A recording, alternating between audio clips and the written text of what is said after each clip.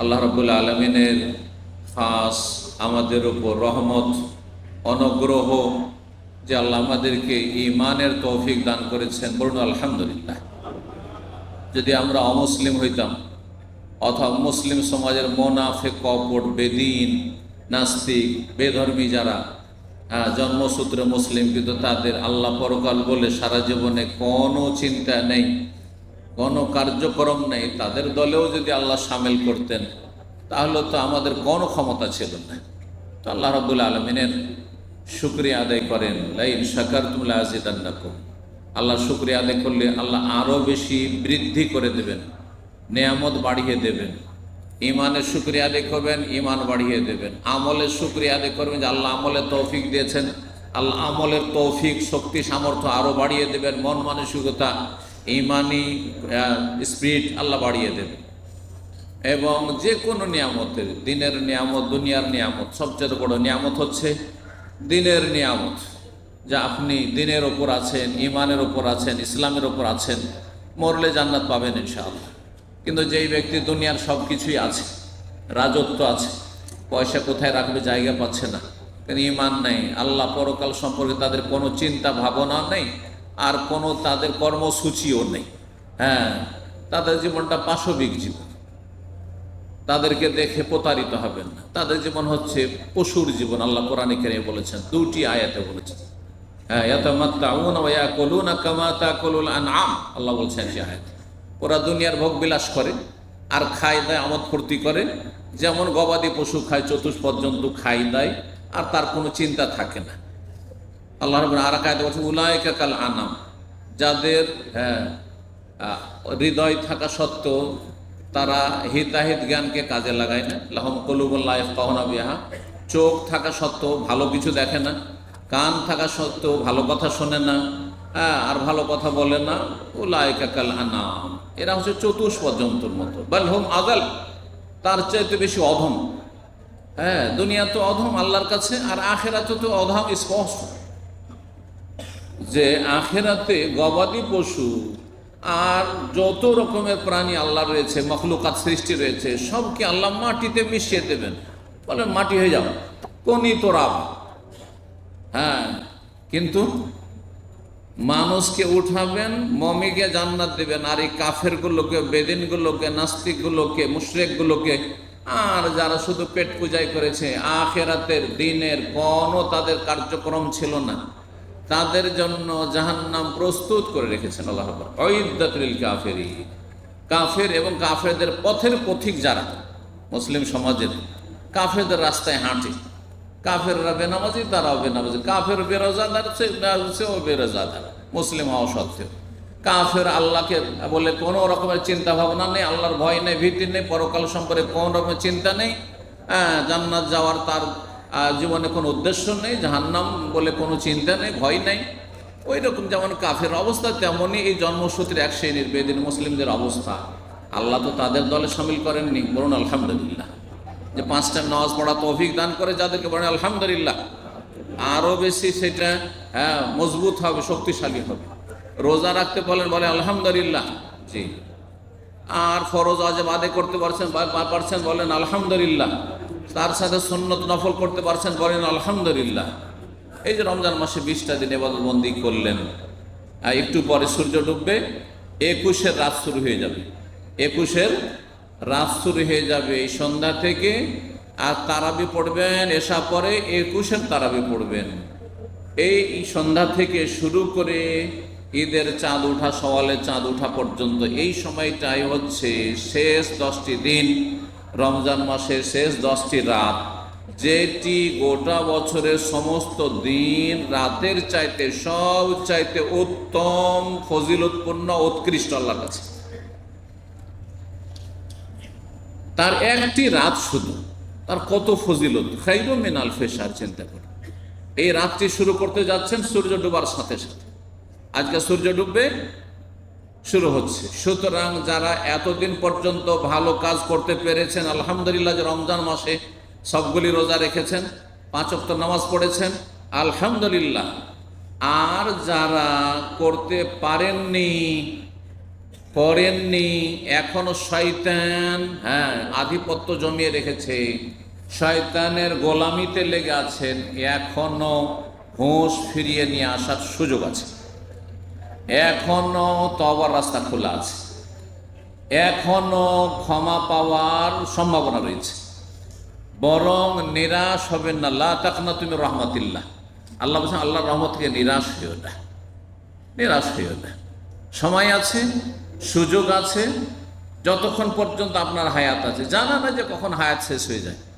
যদি জানা থাকতো যে আরো 2-4-10 বছর বাঁচবো, তাহলে তো অসুবিধা নেই যে তওবাটাকে একটু ডিলে করলাম, বিলম্ব করলাম, লাস্ট খানে তওবা করে নিলাম, ভালো করে তওবা করে নিলাম, মরণ কাছে চলে আসছে, আর নাই সময়। জানা তো নেই, এক্ষুনি তো মরণ আসতে পারে।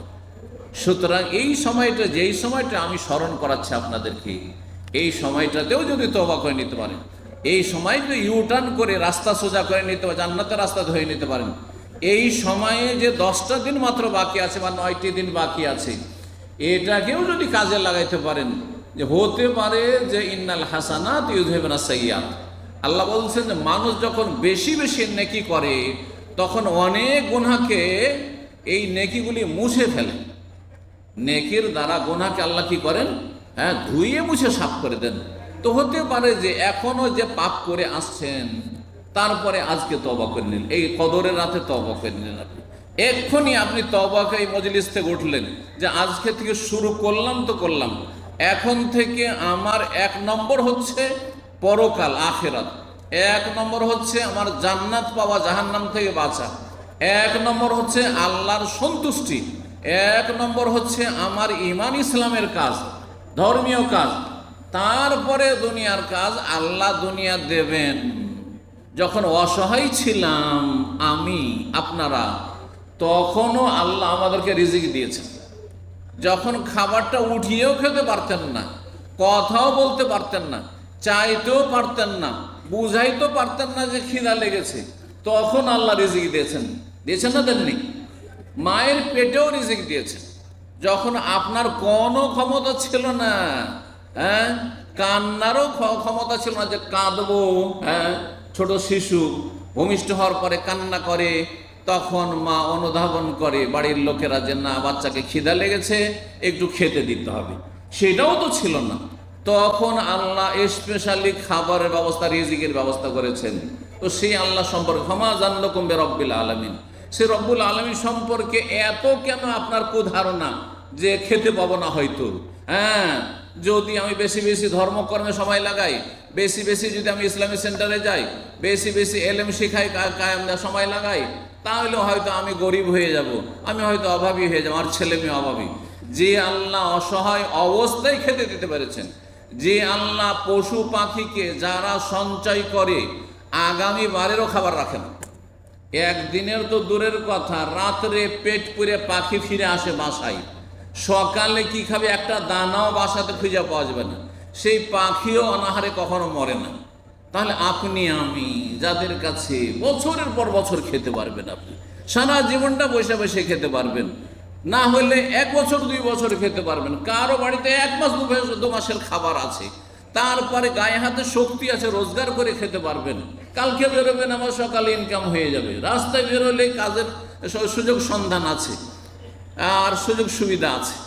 তারপরে এত কেন চিন্তা রিজিক নিয়ে? দুনিয়া নিয়ে কোনো চিন্তা করিয়েন না, দিন করেন, আখিরাতকে টার্গেট করেন, জান্নাত যাওয়ার জন্য সর্বাত্মক চেষ্টা করেন।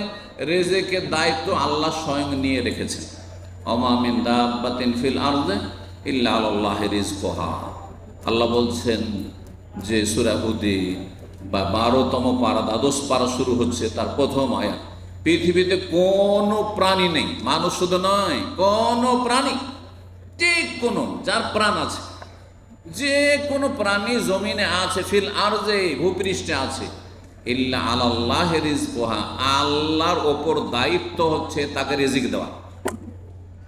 আল্লাহর দায়িত্ব, আমাকে রিজিক দিতে হবে, আল্লাহর দায়িত্ব।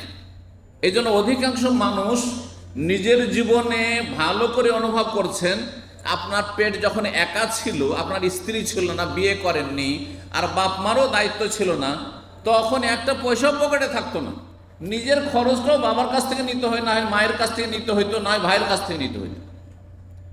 কিন্তু যখন আপনি বিয়ের বয়সে পৌঁছিলেন, বিয়ে করলেন, একজনের পেটের জন্য হিমশিম খাচ্ছিলেন, কি খাবো, কি করে লেখাপড়া চালাবো, সে আপনি আপনার স্ত্রীর খরচ আপনার মাধ্যমে হচ্ছে। আবার ছেলে মেয়ে হওয়া শুরু করলো, তখন তাদের খরচ খরচা আপনার ওসিলাতে আল্লাহ আপনার ছেলে মেয়েকে খাওয়াচ্ছে। হ্যাঁ, বাপ মা বুড়ো হয়ে গেছে, এতদিন তারাই খাওয়াচ্ছিল, তাদেরকে এখন আপনি খাওয়াচ্ছেন, বসে বসে খাওয়াচ্ছেন। তাহলে কোথা থেকে রিজিক আসছে? এ দুনিয়ার চিন্তা দিয়ে এগুলো বোঝা যায় না, একমাত্র ঈমানের মাধ্যমে এগুলো উপলব্ধি করা যায়। আল্লাহ যেন আমাদেরকে ভালো উপলব্ধি করার তৌফিক দান করেন এবং রিজিকের কাজটি আল্লাহর জন্য ছেড়ে দিয়ে দ্বীনের জন্য, ঈমানের জন্য, ইসলামের জন্য, আর মুসলিম উম্মার জন্য, জাতির জন্য এবং ইসলামের খেদমতে কাজ করে, সময় দিয়ে, এলেম শিখে, আমল করে জান্নাতে যাওয়ার জন্য আল্লাহ রাব্বুল আলামিন আমাদেরকে যেন কবুল করেন, জাহান্নামের আযাব থেকে রক্ষা করেন। আজকে আলোচনা করব এই রাতগুলি সম্পর্কে বা এই শেষ 10টি রাত সম্পর্কে। এই শেষ দশক গোটা মাসের মধ্যে সবচেয়ে ফজিলতপূর্ণ, আর গোটা রমজান মাস গোটা বছরের মধ্যে হচ্ছে সবচেয়ে উত্তম। সুতরাং যেই সময়গুলি আছে, যদিও অল্প কয়টা দিন আছে, কিন্তু এই সময়টা গোটা বছরের সমস্ত দিন রাতের চাইতে উত্তম মনে করে আপনি এক একটি মুহূর্তকে ভালো কাজে লাগাবেন, ভালো কাজে লাগাবেন এবং বহুমুখী ভালো কাজে লাগাবেন। আপনি এর আগেও বলেছি, এবাদত বহুমুখী এবাদত আল্লাহ কেন দিয়েছেন? একটা কাজে সবসময় লেগে থাকতে পারে না মানুষ, একটা আইঘামি চলে আসে, একটা বিরক্তি চলে আসে, ইচ্ছা করে হোক আর অনিচ্ছাকৃত হোক। কিন্তু কিছু সময় নামাজ পড়লাম, কিছু সময় দোয়া করলাম, কিছু সময় জিকির আজকার করলাম, কিছু সময় তওবা ইস্তেগফার করলাম, কিছু সময় দান সাদকা করলাম, কিছু সময় মানুষকে ভালো উপদেশ দিলাম, কিছু সময় মানুষকে যারা ভুল কাজ করছে তাদের সাথে হিতাকাঙ্ক্ষী হয়ে, দরদি হয়ে, তাদের ব্যথায় ব্যথিত হয়ে আর তাদের রোগে ব্যথিত হয়ে, যারা রোগী, মুসলিম সমাজের যারা পাপী তারা হচ্ছে রোগী, রোগীদের হিতাকাঙ্ক্ষী হইতে হবে, দরদি হইতে হবে, তাদের ব্যথায় ব্যথিত হইতে হবে। এই পাপিষ্টগুলি এই রোগী হয়ে যদি মরে যায় তো জাহান্নামে চলে যাবে। দুনিয়ার রোগী শুধু মরে যায়, শারীরিক যারা রোগী তারা মারা যায়, কিন্তু ঈমানের রোগী যারা মুসলিম সমাজের, এগুলি কাফেরদের সাথে জাহান্নামে যাবে। বড়ই কষ্ট লাগে তাদের জন্য। সেই জন্য তাদেরকে ইসলামের দাওয়াত দেবেন, তাদেরকে নামাজের দাওয়াত দেবেন, তাদেরকে আল্লাহ পরকালের কথা বলবেন, তাদেরকে ইসলামের সেন্টারের দিকে ডেকে নিয়ে আসবেন, তাদেরকে সাথে করে ভালো জায়গায় নিয়ে আসবেন, খারাপ জায়গা থেকে তাদের উদ্ধার করার চেষ্টা করবেন। ইয়া আইয়ুহাল্লাযীনা আমানু কু আনফুসাকুম ওয়া আহলিকুম নারা, হে ইমানদারগণ, তোমরা নিজেকে রক্ষা করো এবং নিজের পরিবার পরিজনকে রক্ষা করো নারান, জাহান্নামের আগুন থেকে। এটা আগে আগে নিজেকে, নিজের চর খাইতে হলে আপনি জাহান্নাম থেকে বাঁচতে পারবেন কিনা এখন মারা গেলে, আপনার স্ত্রী, আপনার ছেলে মেয়ে জাহান্নাম থেকে বাঁচতে পারবে কিনা এই অবস্থায় মারা গেলে, আগে ঘরের চিন্তা, তারপরে পরের চিন্তা, তারপরে তখন আত্মীয় স্বজন, তারপরে গ্রামবাসী, তারপরে পরিচিত মুখেরা, তারপরে যারা হাতের নাগালে রয়েছে, যাদের আশেপাশে বসবাস করছেন, পাড়া প্রতিবেশী, যেখানে প্রবাসে আছেন আশেপাশে যারা রয়েছে, আর তারপরে দূরের লোকেরা, তারপরে সারা বিশ্বের মানুষকে যে যতটা পারবে ভালো কথা পৌঁছাবে, ভালো লোকের সংখ্যা বাড়াবার চেষ্টা করবে, খারাপ লোকের সংখ্যা কমাবার চেষ্টা করবে। এইটা হচ্ছে একজন মুসলিমের কর্তব্য, দায়িত্ব। আমার শুধু দায়িত্ব না, আপনাদের আপন আপন জায়গা থেকে প্রত্যেকের দায়িত্ব হচ্ছে ভালো মানুষের সংখ্যা বাড়াবেন, খারাপের সংখ্যা কমাবেন। কেমন করে? আমরা শাসন ক্ষমতায় নেই, হ্যাঁ, যে ডান্ডা দিয়ে করব, প্রশাসনের মাধ্যমে করব, আর জেল হাজত দিয়ে করব, আর পানিশমেন্ট দিয়ে, ধমক দিয়ে, চমক দিয়ে করব। আমাদেরকে কি করতে হবে? বাশশিরু, আকৃষ্ট করতে হবে। হ্যাঁ, ইসলামের দিকে আকৃষ্ট করার চেষ্টা করতে হবে, ভালো কাজের দিকে উদ্বুদ্ধ করার চেষ্টা করতে হবে, মন্দ কাজের ভয়াবহতা সম্পর্কে সতর্ক সাবধান করতে হবে এবং ভালো রাস্তাগুলি দেখাইতে হবে, মসজিদমুখী করতে হবে, ইসলামী প্রতিষ্ঠানমুখী করতে হবে, শিক্ষামুখী করতে হবে। আল্লাহ রাব্বুল আমাদের সকলকে যেন তৌফিক দান করেন।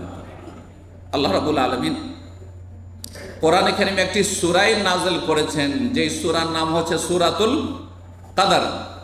সূরার নাম কি? কদরের সূরা। কদরের সূরা মানে এই যে কদরের রাত, এই যে মাগরিব পর থেকে শুরু হবে, আর এই বেজোড়গুলি, বিশেষ করে বেজোড়গুলি যে কোনো একটিতে হতে পারে। তার মধ্যে একটি কথা এখানে বলেনি, সেটা হচ্ছে সেই বেজোড় রাত যদি আবার জুমাবারের রাত হয়, সেই বেজোড় রাত যদি আবার জুমার রাত হয়, আজকের রাতটা কোন রাত? জুমার রাত। বৃহস্পতিবার শেষ করলেন, রাত্রি জুমার কিনা? রাত্রি জুমার। তারপরে বেজোড় 21-এর রাত। 21-এর রাত কিনা? প্রথম লাইলাতুল কাদারের সম্ভাবনা। এতে ডবল সম্ভাবনা থাকে। একটা সম্ভাবনা হচ্ছে যে বেজোড় রাত শুরু হচ্ছে, আর একটি হচ্ছে যে এটি হচ্ছে জুমার রাত।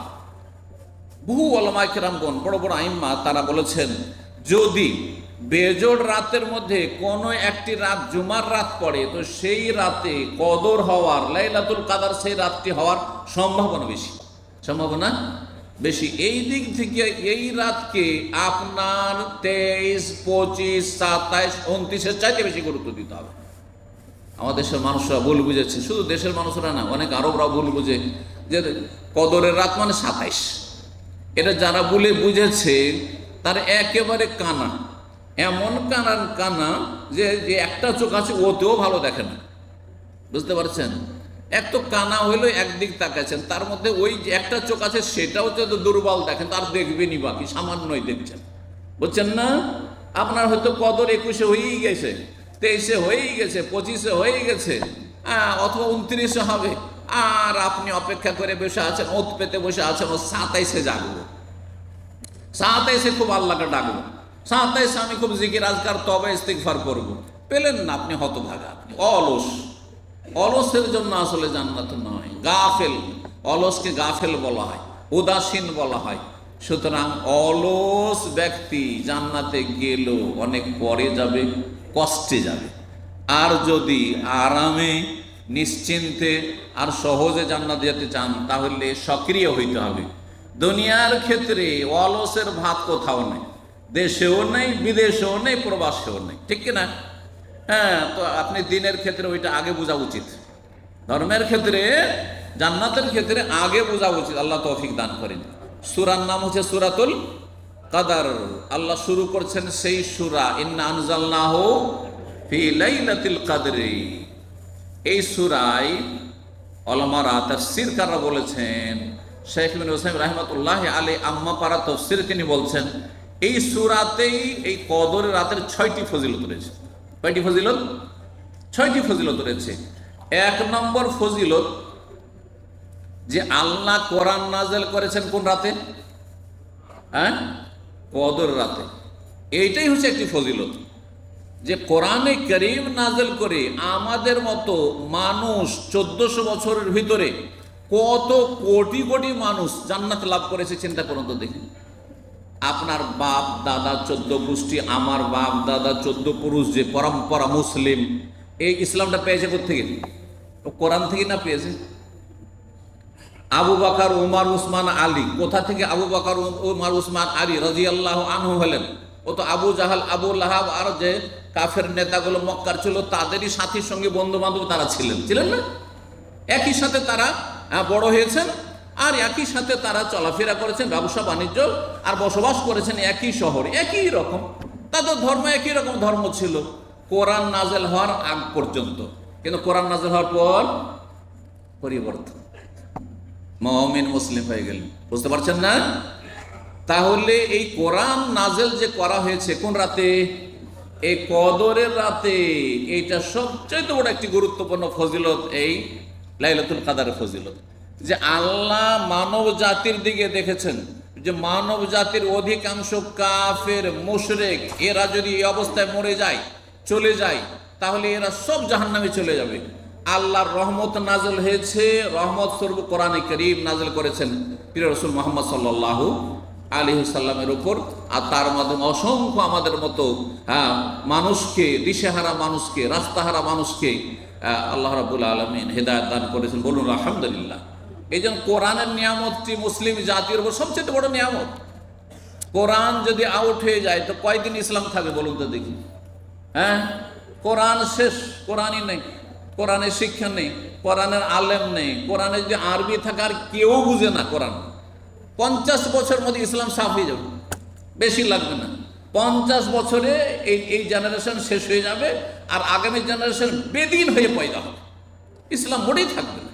50টা বছর লাগবে না ইসলাম শেষ হতে। আর এটাই চেষ্টা করেছে যুগে যুগে ইসলামের শত্রুরা, এই কমিউনিস্টরা 1917-র পরে রাশিয়া, সোভিয়েত ইউনিয়নে, যে এদেরকে কোরআন শিক্ষা দেওয়া থেকে বঞ্চিত করতে হবে, কোরআন একবারে কঠোর নিষিদ্ধ, এইভাবে তারা ইসলাম থেকে দূরে সরিয়ে দেওয়ার চেষ্টা করেছে। কিন্তু আল্লাহ তাদেরকে ব্যর্থ করেছেন। আল্লাহ এরকম কুফরি শক্তিগুলিকে ধূলিসাৎ করুন, ধ্বংস করুন। ইসলামকে আল্লাহ শক্তিশালী করুন, মুসলিম জাতিকে আল্লাহ শক্তিশালী করুন, ফিলিস্তিনকে আল্লাহ রাব্বুল আলামিন হেফাজত করুন, ফিলিস্তিনের প্যালেস্টাইন মুসলিমদের আল্লাহ হেফাজত করুন, মুসলিম ভাই বোনদের পাশে দাঁড়াবার আমাদের তৌফিক দান করুন, তাদের জন্য দোয়া করা আল্লাহ তৌফিক দান করুন, তাদের উপর আল্লাহ রহম করুন, এবং জালিম ইহুদিদেরকে আল্লাহ ধ্বংস করুন। ইহুদিদের যারা সঙ্গ দিয়েছে, পৃষ্ঠপোষক, হ্যাঁ, ঘরে বাইরে, আল্লাহ তাদেরকে ধ্বংস করুন, তাদেরকে আল্লাহ নির্মূল করুন। এবং আল্লাহ রাব্বুল আলামিনের কাছে দোয়া করি আল্লাহ আমাদেরকে যেন ক্ষমা করে দেন, যেহেতু আমরা অসহায়, এর বেশি দোয়ার বেশি আমাদের করার কোনো ক্ষমতা নেই। আল্লাহ তাদের হেফাজত করুন। সুতরাং দোয়া করাতে কৃপণতা করবেন না, কমপক্ষে মুসলিম ভাই বোনদের জন্য দোয়া করেন, আল্লাহ তাদের রহম করেন। কোরআন নাযিল হওয়ার ফজিলত, 2 নম্বর ফজিলত, আল্লাহ বলছেন ওমা আদরাকা মা লাইলাতুল কদরে, তুমি জানো, আল্লাহ এই ভঙ্গিমাতে বলছেন, তুমি কি জানো যে কদরের রাতটা বা কি? যেমন তেমন নয়। এই ভঙ্গিমা বুঝেন তো? একজন লোক এখন নতুন কেউ এসছে বাইরে থেকে, আর যদি আপনাদের বলে জানেন উনি কোন ব্যক্তিত্ব, তার মানে কি উনি বড় একজন মানুষ, হ্যাঁ, তাই না? তো আল্লাহ রাব্বুল আলামিন এই ভাষায় ওমা আদরাকা মা লাইলাতুল কদর, তুমি কিভাবে জানবে এই কদরের রাত যে কত মূল্যবান আর কত মহত্বপূর্ণ, কত ফজিলতপূর্ণ। ওমা আদরাকা মা লাইলাতুল কদর, দ্বিতীয় ফজিলত। তৃতীয় ফজিলত, আল্লাহ নিজেই বলছেন আমি না জানালে তো তোমরা জানতে পারবে না যে কোন রাতটা বেশি ফজিলতের, আর এই রাতে এত ফজিলত আর এত ফায়দা রয়েছে। লাইলাতুল কদরে খায়রু মিন আলফি শাহর, কদর রাত হচ্ছে 1000 মাসের চাইতেও বেশি উত্তম। 1000 মাসের সমান আল্লাহ বলেননি, 1000 মাসের চাইতেও উত্তম। খায়রুন, কতটা উত্তম সেটাও আল্লাহ জানেন অস্পষ্ট, আমরা জানি না কতটা উত্তম। যদি 1000 মাসও ধরা হয় তো কত বছর হয় জানা আছে? 83 বছর 4 মাস। 83 বছর 4 মাস হয়তো আমাদের প্রায় লোকই বাঁচবে না, আর যেও বাঁচবে সে বিছানা ধরে নেবে তার আগে। আজকাল যে অবস্থা, সব কিছুতে ভেজাল আর ভেজাল, খাবারে ভেজাল, পানিতে ভেজাল, আর চলাফেরাতে ভেজাল, রাস্তাঘাটও ভেজাল, আর মানসিক অশান্তির ভেজাল, সব জায়গায় ভেজাল, ধর্মে ভেজাল, দুনিয়ায় ভেজাল, দিনে ভেজাল, সবার ভেজাল। আল্লাহ হেফাজত করুন, আল্লাহ হেফাজত করুন। ভেজাল দিয়ে যেমন শরীর সুস্থ থাকে না, দুনিয়ার ভেজাল খাবার দিয়ে, পানীয় দিয়ে, ঠিক তেমনি ভেজাল ইসলাম দিয়ে জান্নাত পাওয়া যায় না। আমাদের দেশের ইসলামটাই ভেজাল ইসলাম, সুফি ইজমের পীর মুরিদের ইসলামটাই ভেজাল যুক্ত ইসলাম, শিরক আর বেদাত মিশ্রিত ইসলাম। সুতরাং এই রকমের ইসলাম চর্চা করে ভাববেন যে জান্নাতের পথে আছি, কখনো ভাবিয়েন না। সৌদি আরব থেকে, মদিনা থেকে খেজুর নেন, তার আগে ইসলাম নেন। মক্কা থেকে জমজম নেওয়ার আগে, হ্যাঁ, তার আগে ইসলাম নিয়ে যান, তাহলে ভেজাল মুক্ত হইতে পারবেন। আল্লাহ তৌফিক দান করেন। 1000 মাসের চাইতে বেশি ফজিলত একটি রাত, সেই রাতটি আজকে হয়ে যেতে পারে। সুতরাং প্রতিটি মুহূর্তকে নেকির কাজে লাগাবেন, আড্ডা দেবেন না, সময় নষ্ট করবেন না, ঘুমিয়ে থাকবেন না। এই ঘুমটা দিনের বেলা দিলেও চলে, 5 ঘন্টা ঘুমিয়ে নেওয়া যথেষ্ট, সর্বনিম্ন 5 ঘন্টা ঘুম একজন মানুষের জন্য যথেষ্ট। আর এরকম আপনার দুনিয়ার ক্ষেত্রে এর চাইতে বেশি আপনার বাড়াবাড়ি করে দুনিয়ার কাজ করতে অনেকে 2 ঘন্টা 3 ঘন্টা ঘুমাচ্ছেন, তারপরে বেঁচে আছেন, সুস্থ আছেন। আল্লাহ সকলকে সুস্থ রাখুন, মুমিন মুসলিম ভাই বোনদেরকে। 4 নম্বর ফজিলত, আল্লাহ বলছেন তানাজ্জালুল মালায়েকাতু ওয়ার রূহ, এই রাতে অসংখ্য ফেরেশতা জমিনে নেমে আসে। এমনকি জিবরাইল আলাইহিস সালাম বছরে একবার নেমে আসেন, আর নবী নাই যে সকাল বিকাল ওহী নিয়ে আসবেন। জিবরাইল আলাইহিস সালাম নবী সাল্লাল্লাহু আলাইহি সাল্লামের আমলে তার জীবদ্দশায় আসতেন ওহী নিয়ে, বারবার করে, যখন দরকার হয়তো তখন চলে আসতেন। দিনে কয়েকবার করে হয়তো নবীর কাছে আসছেন, কিন্তু এখন আর নবী নেই, সুতরাং জিবরাইল আর আসেন না, একমাত্র কখন? এই লাইলাতুল কদরে। জি,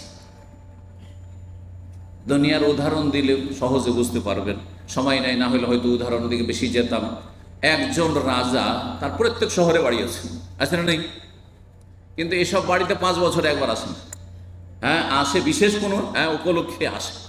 চিন্তা করুন তো দেখি। তো বছরে একবার জিবরাইল আলাইহিস সালাম ফেরেশতাদের তিনি সরদার, ফেরেশতাদের তিনি প্রধান, ফেরেশতাদের মধ্যে সবচেয়ে শ্রেষ্ঠ ফেরেশতা আশরাফুল মালাক জিবরাইল আলাইহিস সালাম, তিনিও নেমে আসেন। ফেরেশতা নেমে আসা মানে কিসের জন্য? রাজা আসলে এমনি চলে যায় ঘুরে না, এলাকাতে কত রকমের যে প্রজেক্ট আর কত রকমের ডেভেলপমেন্ট, কত রকমের উন্নয়ন, কত কি হয় না হয় না, চিন্তা করুন তো দেখি। তো জমিনে যখন ফেরেশতারাকে আল্লাহ নামান, তার মানে অশেষ রহমত, বরকত, কল্যাণ নিয়ে তারা অবতরণ করেন। 5 নম্বর ফজিলত হচ্ছে এই সূরাতে রয়েছে সালামুন হেয়া। এই রাতটি হচ্ছে সালাম মানে কি? সালাম মানে শান্তি। এই রাতটি পুরোটা শান্তি আর শান্তি। সুবহানাল্লাহ। এই রাতে যারা ইবাদত করবে তাদের দুনিয়াতেও শান্তি, আখিরাতেও শান্তি, জান্নাতের শান্তি, কবরেও শান্তি, সব জায়গায় শান্তি। সালামুন হিয়া, এই রাতটি শান্তির মাধ্যম, শান্তির উপায়, উপকরণ। সালামুন হিয়া কতক্ষণ পর্যন্ত? হাত্তা মাতলাইল ফজর, ফজর হওয়া পর্যন্ত। ফজর আজান হইলেই এই রাত শেষ হয়ে গেল। সুতরাং মাগরিব থেকে রাত শুরু হয়। এই জন্য ইচ্ছা করে একটু ঘুমিয়ে নিয়ে তারপরে 1 ঘন্টা ঘুমিয়ে নিই, তারপরে কিয়ামুল লাইলে চলে যাব। আপনি সাবে কদার পুরো পেলেন না। হ্যাঁ, ফজর পড়ে ঘুমিয়ে যান, অসুবিধা নেই। ফজর নামাজ পড়ার পরে আর লাইলাতুল কাদার নেই, যদিও রাতের কিছু অংশ সূর্য উঠতে বাকি আছে, তারপরে আর নেই। কিন্তু মাগরিব পরে, এখন একটু মাগরিব পরে ঘুমিয়ে নিই, আচ্ছা ঈশা পরে একটু ঘুমিয়ে নিই, পরে উঠে আমি তাহাজ্জুদ শুরু করে দেবো, পরে উঠে দোয়া কালাম শুরু করে দেবো না, আপনি বঞ্চিত হলেন, বঞ্চিত হয়ে গেলেন এই সব থেকে। লাইলাতুল কাদের ফজিলত তাহলে কয়টি বললাম? হ্যাঁ, 5টি বললাম। চিন্তা করুন আরেকটি ফজিলত, সেটা হচ্ছে এমন একটি গুরুত্বপূর্ণ বিষয়, যেই বিষয় সম্পর্কে স্পেশালি আল্লাহ একটি সূরা নাযিল করছেন, একটি সূরা নাযিল করছেন। এটা গুরুত্ব বহন করে। এটা কিসের গুরুত্ব বহন করে? এই বিষয়টি অত্যন্ত গুরুত্বপূর্ণ, সেই জন্য আল্লাহ একটি সূরা নাযিল করেছেন, সূরা কদর নামে। যেমন মারিয়ামের নামে একটি সূরা মারিয়াম আলাইহিস সালামের ফজিলত প্রকাশ করে। জি, মহিলাদের যে মুসলিম সমাজে মর্যাদা রয়েছে, সম্মান রয়েছে, ইজ্জত দেওয়া হয়েছে ইসলামে, যেটা অমুসলিমরা কখনো দিতে পারেনি, বরং তারা ইজ্জত নিয়ে খেলা করেছে। হ্যাঁ, এবং তাদেরকে বঞ্চিত করেছে। ইসলাম নারীদেরকে সম্মানিত করেছে। এর প্রমাণ বহন করে যে একটি সূরা নাম আছে সূরা নিসা। আর একটি ফজিলত বলি নবী সাল্লাল্লাহু আলাইহি ওয়াসাল্লামের হাদিসে, 7 নম্বর ফজিলত এই লাইলাতুল কাদর বা শবে কদরের, সেটা হচ্ছে মান কামা লাইলাতুল কদর ঈমানান ওয়া ইহতিসাবান গুফিরা লাহু মা তাকাদ্দামা মিন যামবি। যেই ব্যক্তি কদরের রাতে তাহাজ্জুদ পড়বে, তারাবি পড়বে, কিয়ামুল লাইল পড়বে, নফল নামাজ পড়বে, আল্লাহর প্রতি ঈমান নিয়ে নেকির আশায়, তার অতীতের গুনাহগুলিকে আল্লাহ কি করবেন? মাফ করে দেবেন। সুতরাং অতীতের গুনাহ যদি মাফ পেতে চান এবং জান্নাত লাভ করতে চান, তাহলে এই রাতগুলিকে গুরুত্ব দেবেন। আল্লাহ যেন তৌফিক দান করেন। আর সংক্ষেপে এই রাতগুলি সম্পর্কে বললাম যে এই রাত বিশেষ কোনো একটি রাত নয়, এ বেজোড় 5টির যে কোনো একটিতে হইতে পারে, সেটা 21-এও হইতে পারে, আবার 23-এও হইতে পারে। আর লাইলাতুল কাদারের জন্য লাইলাতুল কাদার পেতে হবে, দেখতে হবে, জানতে হবে, এমন কিছু নেই। যদি কেউ জেনে নেয় সে ওলিউল্লাহ হয়ে গেল, এইসব ধারণাগুলি আমাদের সমাজের কিন্তু বেদাতি ধারণা। আল্লাহর ওলি আউলিয়ারা লাইলাতুল কাদার জানতে পারে, এই ধরনের ধারণা কেউ যদি রাখে তাহলে বেদাতি কথা। আর লাইলাতুল কাদার জানতেই পারলেন না কোন দিন যে হইলো, তাহলে আপনি মনে হয় ওই নেকিরা সওয়াবটা পেলেন না, এটাও ভুল ধারণা। আপনি মেহনত করুন, আপনার পরিশ্রম এবং আপনার পারিশ্রমিক আল্লাহর কাছে কবুল হবে আর তা অবধারিত হবে। আল্লাহ রাব্বুল আমাদেরকে যেন এই লাইলাতুল কাদরে কবুল করে নেন জান্নাতি হিসাবে, জাহান্নামের আযাব থেকে মুক্তি দান করেন এবং নেক আমলের তৌফিক দান করেন। সারা জীবন আল্লাহ আমাদেরকে নেক হায়াত দান করেন। আমাদের পরিবার পরিজন, আত্মীয় স্বজন, প্রিয় মানুষ যারা রয়েছে, মুসলিম ভাই বোন, সবাইকে আল্লাহ ভালো রাখেন, সমস্ত বালা মুসিবত থেকে আল্লাহ হেফাজত রাখেন। ওয়া সাল্লাল্লাহু আলা মুহাম্মদ ওয়া আলা আলিহি ওয়া সাহবিহি আজমাইন।